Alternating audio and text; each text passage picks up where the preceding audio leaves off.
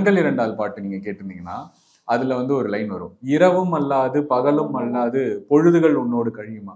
அது எப்படின்னா டேவும் கிடையாது நைட்டும் கிடையாது, அப்ப ரெண்டுமே இல்லாத ஒரு ஒரு இது ஃபீல் சொல்றாங்க. அங்கதான் வந்து நம்ம காதலை கழிக்கணும் அப்படின்றப்ப அது வேற மாதிரி ஒரு ஃபீல். இரவும் அல்லாத பகலும் அல்லாத பொழுதுகள் உன்னோடு கழியுமா. அப்புறம் உமாதேவி வந்து நிறைய சோசியல் கருத்துக்கள்லாம் உள்ள கொண்டு வருவாங்க. பறை இசை, மாட்டுக்கறி இந்த மாதிரி நிறைய கொண்டு வருவாங்க. அது நல்லா இருக்கும். மெட்ராஸ் படத்துல ஒரு பாட்டு வரும், அண்ணாந்து பாக்கின்ற கொக்கு நீ அடி.